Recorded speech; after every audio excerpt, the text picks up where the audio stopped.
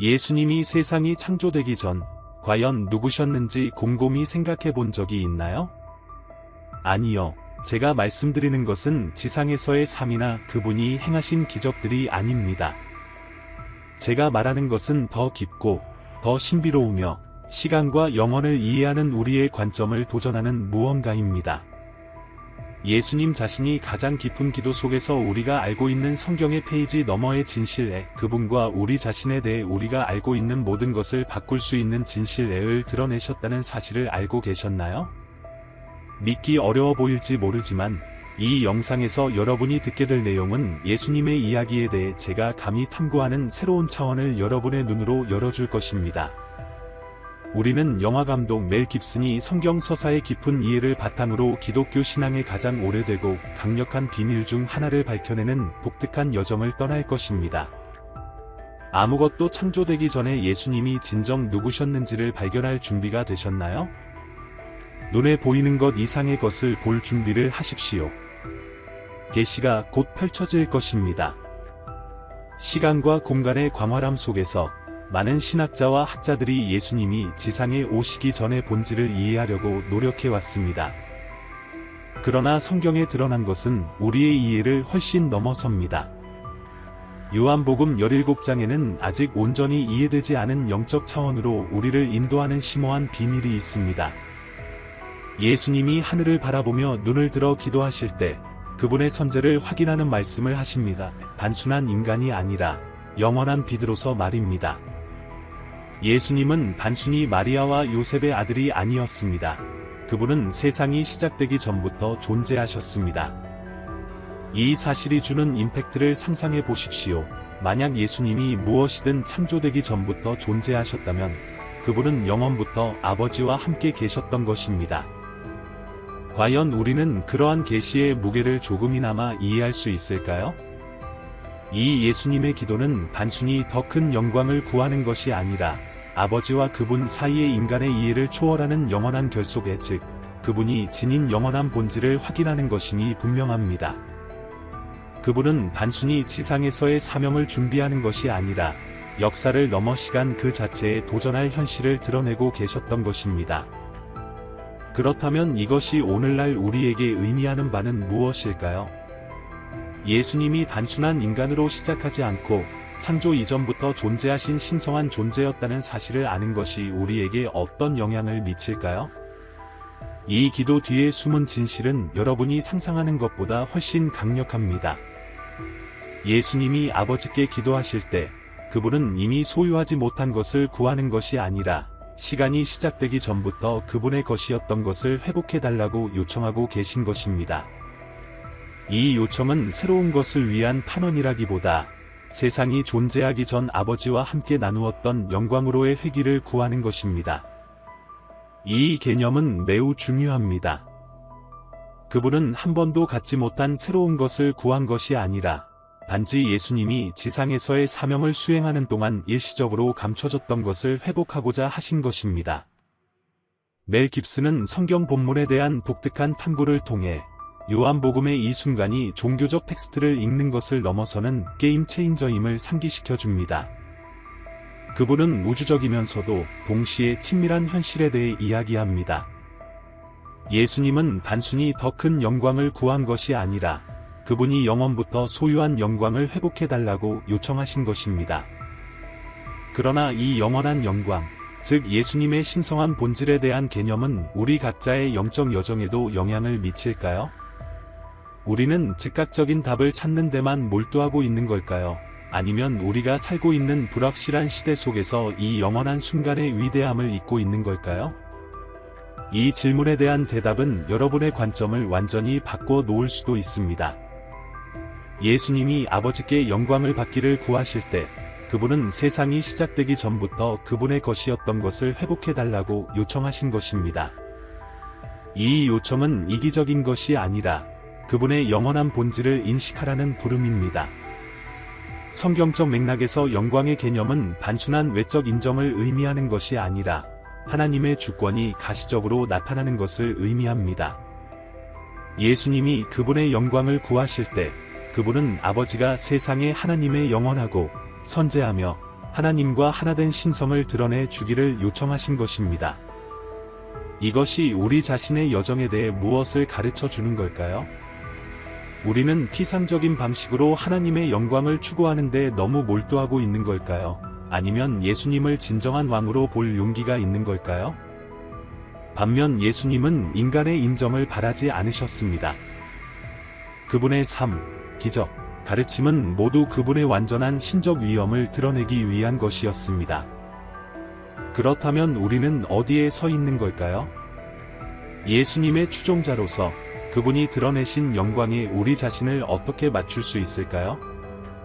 시간이란 굴레에 묶여 있으면서도 이 영원한 영광의 한 조각이라도 경험할 수 있을까요? 이 질문에 대한 답은 여러분이 예수님과 그분의 사명에 대해 알고 있다고 생각하는 모든 것을 도전하게 만들 것입니다. 이 영광의 계시를 더 깊이 파고들면서 한 가지 질문은 여전히 남아 있습니다. 예수님이 영원하고 선재하는 하나님의 아들이라면 우리가 지상에서 그분의 역할을 어떻게 이해해야 할까요? 그분의 사명이 단순히 자신을 드러내기 위한 것이었을까요? 아니면 그 이면에 더 깊은 우주적 계획이 있었던 것일까요? 계속 지켜봐 주십시오. 진실은 곧 더욱 놀라운 방향으로 펼쳐질 것입니다. 이 여정이 이제 막 시작된 것처럼 느껴진다면 구독하는 것을 잊지 마세요. 구독을 통해 여러분은 이 영적 여정의 모든 계시의 모든 걸음이 직접 여러분에게 전달되도록 보장받게 됩니다. 함께 더 많은 신비를 밝혀내고 각 교훈의 깊은 목적을 이해해 봅시다. 앞으로 펼쳐질 이야기들을 놓치지 마세요. 여러분의 믿음과 지혜의 여정은 이제 막 시작되었으니까요. 상상해 보십시오. 시간 자체가 시작되기 전, 우리 모두가 이름조차 없던 시절, 이 세상이 존재하기 전에 예수님은 누구셨을까요? 그 대답은 경이롭고도 놀라운 동시에 그분의 신성한 본질뿐만 아니라 이 광대하고 신비로운 우주 속에서 여러분 자신의 자리를 이해하는 열쇠를 쥐고 있습니다. 우리가 알고 있는 예수님은 단순히 나사렛의 목수도, 단순한 예언자도 아니었습니다. 그 진실은 종종 신비 속에 감춰져 있지만 그 뿌리는 훨씬 깊습니다. 예수님은 가장 고대의 형태로 세상의 기초가 마련되기 전부터 존재하셨습니다. 요한복음 1, 1-3에서 요한은 태초에 말씀이 계셨고 그 말씀이 하나님과 함께 계셨으며 그 말씀은 하나님이셨다. 그로 말미암아 모든 것이 창조되었으니 그가 없이는 창조된 것이 하나도 없었다. 고 기록합니다. 세상이 존재하기 전, 빛과 어둠이 갈라지기 전, 바다와 산이 형성되기 전에도 예수님은 계셨습니다. 그러나 그분은 단순한 구경꾼이 아니었습니다. 그분은 바로 창조주이셨습니다. 성경은 우리가 보고 듣고 경험하는 모든 것이 그분에 의해, 그분을 통해 만들어졌음을 드러냅니다. 그러나 여러분이 아마 한 번도 생각해보지 못했을 질문이 있습니다. 창조 이전에 그분의 역할은 무엇이었을까요? 그분은 단순히 우주의 시작을 기다리며 조용히 계셨던 것일까요?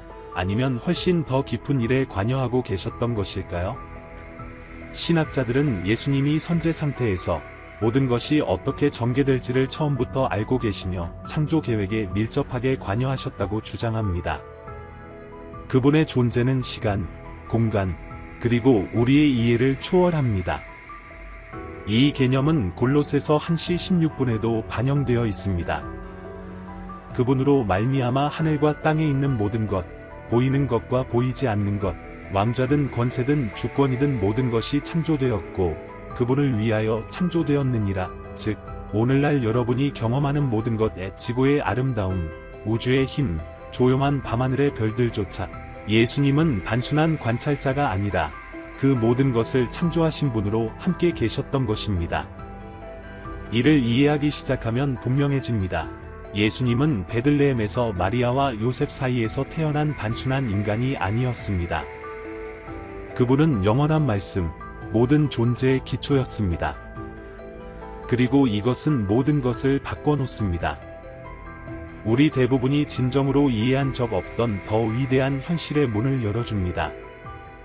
잠시 멈춰 서서 생각해 봅시다. 여러분 각자가 시간과 별들을 초월한 존재, 즉 아무것도 존재하기 전부터 계셨던 그분에 의해 창조되었다는 사실을 이해한다면 여러분에게 어떤 의미가 있을까요? 만약 여러분이 여러분의 목적, 즉 이 거대한 설계 속에서의 진정한 정체성에 대해 궁금해 한 적이 있다면 예수님은 사랑과 의도, 그리고 신성한 목적을 가지고 여러분을 빚어내신 분이십니다. 그러나 이 이야기는 여기서 끝나지 않습니다. 예수님은 단순히 세상을 창조하시고 그것이 펼쳐지는 것을 바라보신 것이 아닙니다.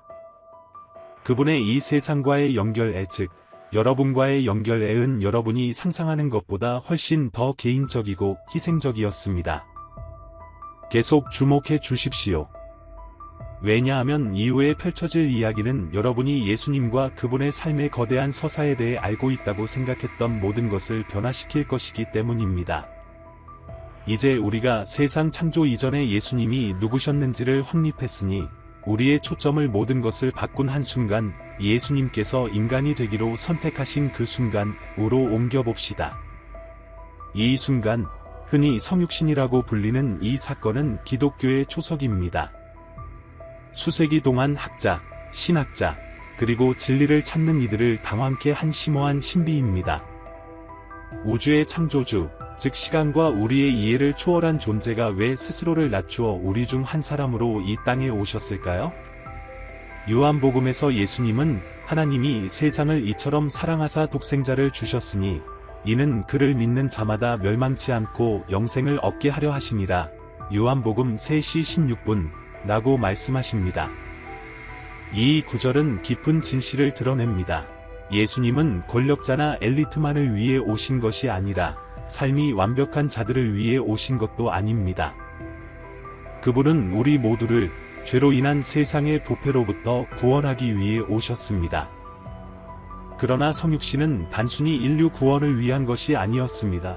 하나님의 성품을 이전에는 볼 수 없었던 방식으로 드러내기 위함이었습니다.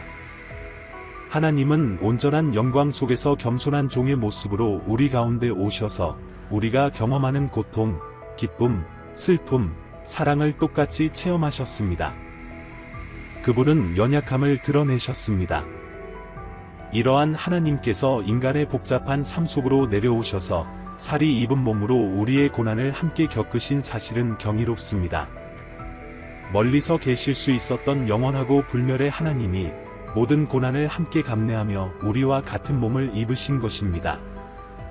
또 다른 필립보서 2, 6, 7의 구절을 보십시오.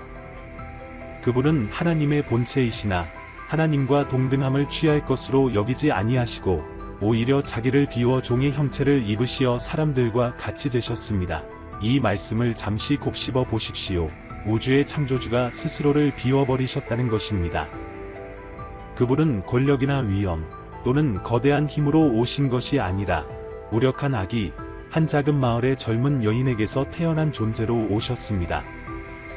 그분은 힘으로 다스리러 온 것이 아니라 사랑과 은혜로 다스리러 오신 것입니다. 예수님은 단순히 우리와 함께 있기를 원하신 것이 아니라 하나님께서 우리 삶의 모든 세부사항을 얼마나 아끼시는지를 보여주시고자 하셨습니다.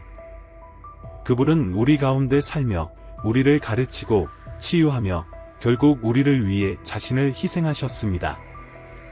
그분의 삶과 죽음 속에서 우리는 하나님의 사랑이 순수하게 드러난 모습을 볼 수 있습니다. 그리고 여기서 더욱 신비로운 점이 있습니다. 예수님은 인간으로서 이 땅을 걸으시면서도 온전히 하나님이자 온전히 인간이셨습니다. 이것은 우리가 완전히 이해할 수 없는 역설이지만 기독교 신앙의 핵심입니다. 인간의 모습으로는 유혹과 고난, 심지어 죽음까지 겪으셨으나 신성으로서는 모든 것을 이겨낼 수 있는 능력을 지니고 계셨습니다. 이 진실은 신성과 인간성 사이에 어떠한 다른 어떤 것으로도 비교할 수 없는 연결고리를 만들어냅니다. 이는 하늘과 땅 사이의 다리, 즉 창조주와 우리가 관계를 맺을 수 있도록 하는 연결고리입니다. 예수님은 하나님의 사랑을 우리에게 보여주시기 위해 오셨을 뿐만 아니라 우리가 어떻게 살아가야 하는지에 대한 본보기를 주기 위해 오셨습니다. 그분의 삶은 궁극적인 자기 희생, 겸손, 그리고 무조건적인 사랑의 모델이 되었습니다. 제자들, 소외된 자들, 죄인들을 사랑하신 그분의 모습은 세상이 지금까지 알고 있던 모든 것을 도전하는 새로운 삶의 방식이었습니다. 하지만 이 모든 놀라운 사실에도 불구하고 아직 답을 내리지 못한 중요한 질문이 남아 있습니다. 왜 예수님은 죽어야만 했을까요? 왜 십자가가 그분의 사명에 있어 그렇게 필수적인 부분이었을까요? 그 대답은 우리가 상상하는 것보다 훨씬 더 강력합니다. 혼란과 답 없는 질문들로 가득 찬 세상에서 많은 이들이 교회에서 배운 것 이상의 성경의 진리가 있다고 느끼곤 합니다. 혹시 여러분은 그 고대의 성서 속 깊은 곳에 숨겨진 지혜, 여러분의 삶과 믿음을 완전히 변화시킬 수 있는 지혜가 묻혀 있다고 생각해 본 적이 있으신가요? 바로 그래서 제가 디지털 북, 성경의 숨은 비밀, 숨겨진 지혜와 그 힘을 이해하기를 창조하게 된 것입니다. 이 책 안에는 성경의 숨겨진 층에 대한 심오한 지식이 담겨 있으며 종종 간과되거나 오해되는 영적 통찰들을 탐구합니다. 이는 단순히 고대의 텍스트를 읽는 것이 아니라 신성과 깊은 연결을 이루기 위해 우리 내면에 잠재된 강력한 진실들을 열어주는 열쇠와도 같습니다. 만약 여러분이 이 신비에 뛰어들어 성스러운 것에 대한 여러분의 이해를 한층 높이고자 한다면 아래 첫 번째 고정 댓글을 클릭해 지금 바로 여러분의 사본을 다운로드하세요. 주저하지 마십시오. 이 희귀한 통찰은 한정된 기간 동안만 제공됩니다. 여러분의 영적 여정에서 다음 단계를 밟으며 여러분을 기다리고 있는 심오한 지혜를 함께 밝혀봅시다. 혹시 성경 서사와 우리가 즉각적으로 인지하지 못하는 영적 영역 사이의 깊은 연결고리에 대해 궁금해 본 적이 있으신가요? 성경에는 세상과 신성 사이의 베일이 살짝 벗겨지는 순간들이 수없이 존재합니다. 선지자들의 환상적인 만남이나 자연 법칙의 경계를 넘어선 기적의 순간들에서 한 가지는 분명해집니다. 성경에는 눈에 보이는 것 이상의 진실이 숨겨져 있다는 사실입니다. 이러한 신비로운 경험들 속에서 없던 숨은 지식이 드러납니다. 수세기 동안 학자들은 특정 성경 구절의 진정한 의미에 대해 논쟁해왔지만 이는 단순히 고대의 텍스트를 해석하는 것을 넘어 그 말씀 속에 담긴 숨은 힘을 이해하는 문제입니다. 우리가 고대 지혜의 시각으로 성경을 바라보기 시작하면 우리의 삶을 변화시킬 수 있는 진실들을 발견하게 됩니다. 바로 이 때문에 수많은 영적 전통에서는 성경을 단순한 규칙의 책으로 보지 않고 더 높은 의식의 단계로 나아가기 위한 열쇠로 여겨온 것입니다. 예를 들어 에덴 동산의 생명나무 이야기를 생각해 보십시오. 이 상징은 너무나 오래되었으면서도 인류와 신성 사이의 관계를 이해하는 데 매우 중요한 요소입니다. 하지만 대부분의 사람들은 이 상징의 피상적인 의미만을 파악합니다. 그들은 그것을 단순한 신화나 불순종의 이야기로만 여깁니다. 그러나 만약 그것이 우리의 가장 깊은 영적 필요를 대변하는 훨씬 더 심오한 무언가의 은유라면 어떨까요? 만약 생명나무의 열매가 물리적 세계와 영적 세계를 연결하는 고대의 지혜를 상징한다면 말입니다. 또 한편, 구약 전반에 걸쳐 등장하는 주의 사자에 대해 생각해 보십시오. 이 존재는 자주 언급되지만 그 진정한 본질은 여전히 신비에 쌓여 있습니다. 단순한 천사적 메신저일까요? 아니면 창조주의 힘에 숨은 측면을 구현하는 더 복잡한 존재일까요? 우리가 문자 그대로의 의미를 넘어 바라보기 시작할 때 이러한 만남들이 우연이 아니라 우리를 더 깊은 우주의 이해로 인도하기 위해 암호화된 메시지일지도 모른다는 사실을 깨닫게 됩니다. 성경은 단순히 역사적 사건이나 도덕적 교훈의 집합이 아닙니다.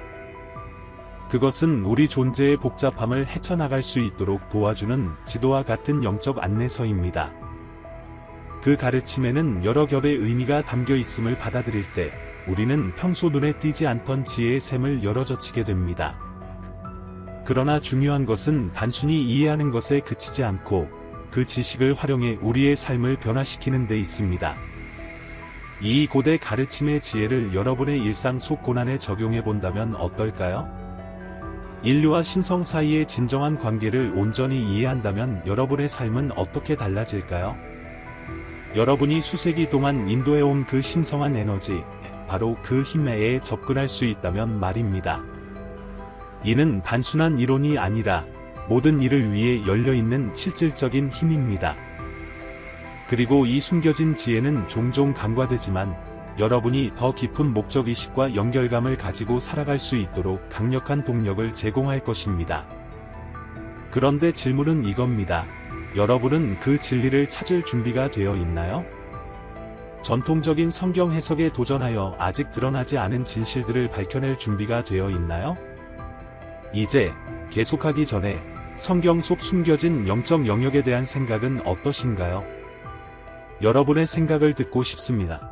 아래에 댓글을 남겨 함께 토론해 봅시다. 그런데 잠깐, 제가 이제부터 공유할 내용은 여러분이 지금까지 들어온 신비로운 것들에 대해 다시 생각하게 만들 것입니다. 계속 주목해 주세요. 성경의 신비 속으로 더 깊이 들어가다 보면 이 고대 문서들이 단순한 도덕적 교훈뿐만 아니라 현실 그 자체의 본질에 대한 심오한 통찰을 담고 있다는 것이 분명해집니다. 우리는 종종 성경을 행동이나 교리의 지침으로 읽으라고 배워왔지만 그보다 훨씬 더 깊은 진실이 숨겨져 있습니다. 이 성스러운 기록들은 우리를 더 높은 이해로 이끌어 영적이면서도 실천적인 영과 물질의 세계가 깊이 얽혀 있음을 보여줍니다. 여러분은 성경 속 숫자들의 의미에 대해 생각해 본 적이 있으신가요?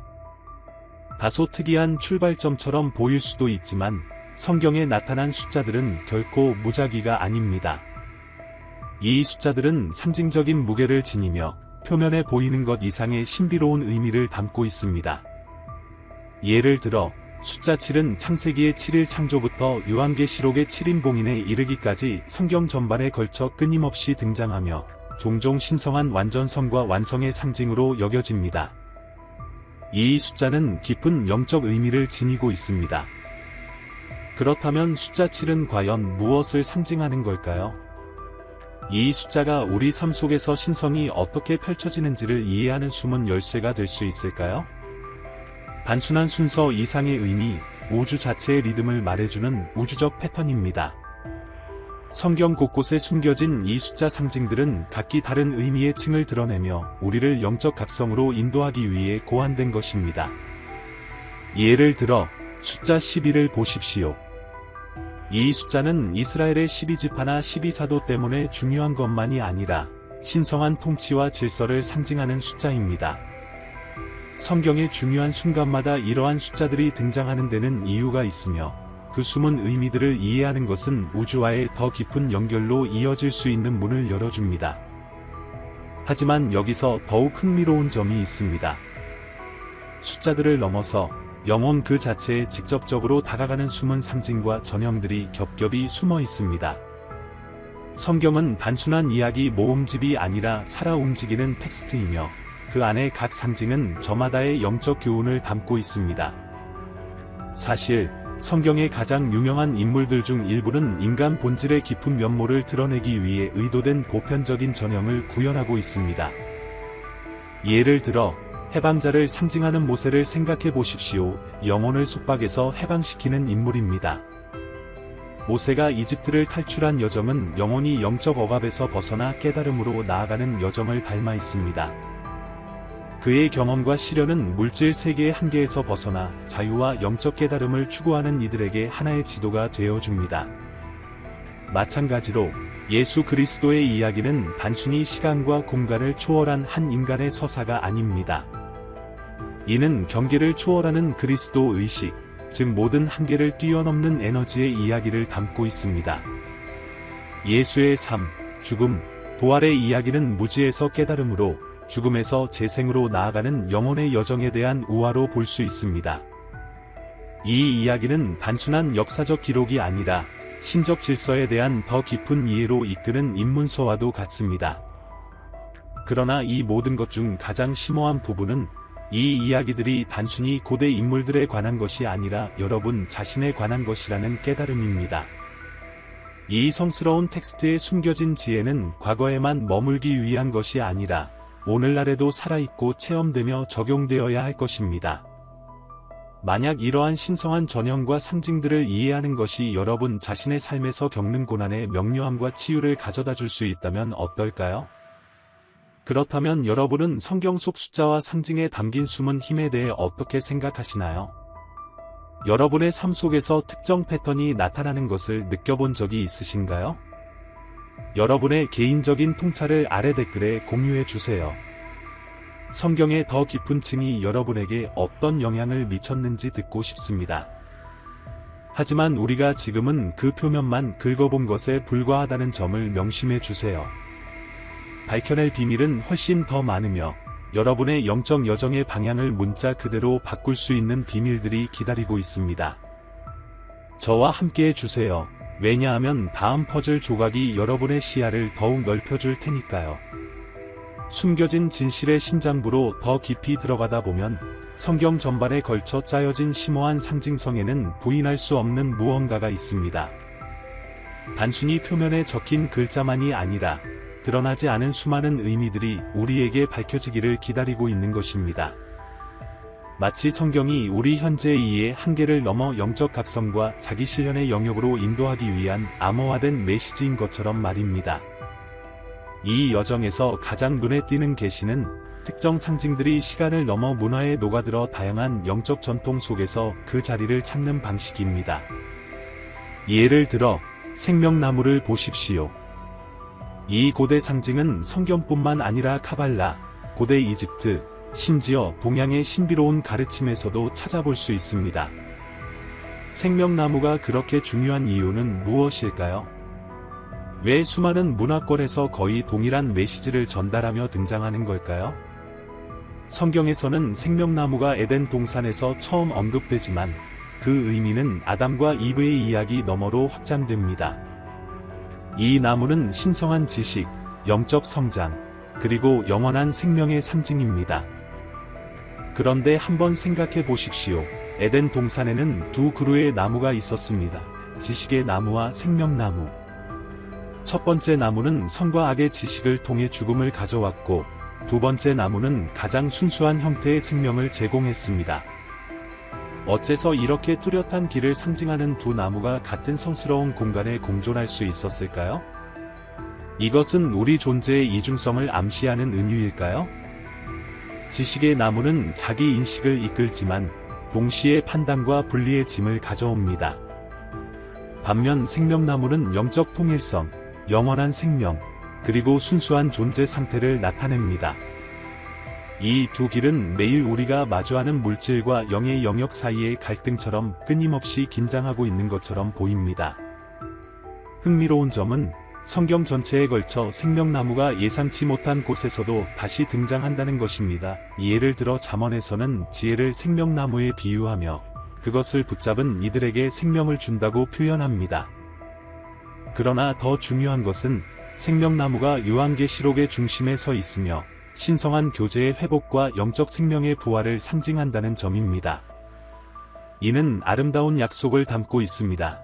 아무리 우리가 길을 잃더라도 영적 온전함에 이르는 길은 언제나 우리 손에 닿을 수 있는 곳에 있다는 것입니다. 게다가 주의 깊게 들여다보면 생명나무의 신비로운 의미는 숫자 12와의 연결고리를 생각할 때 더욱 심오해집니다.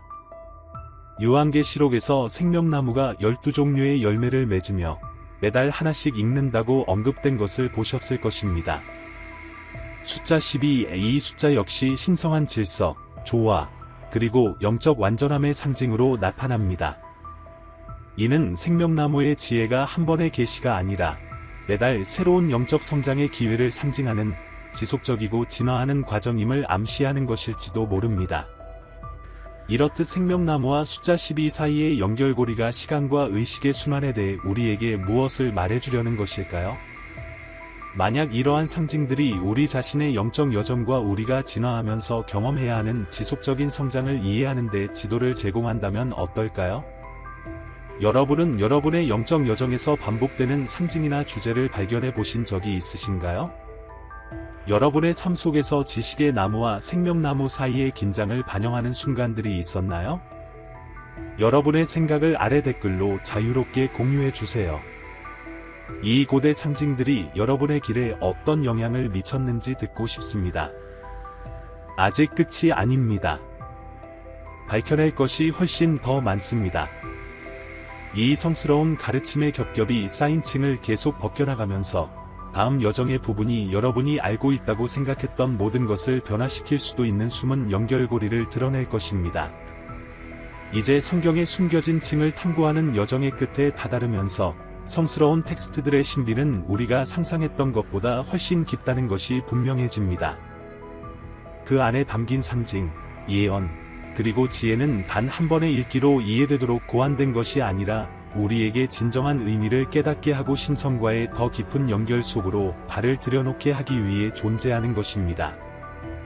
그러나 여기서 가장 흥미로운 부분은 우리가 아직 표면만 긁어본 것에 불과하다는 사실입니다.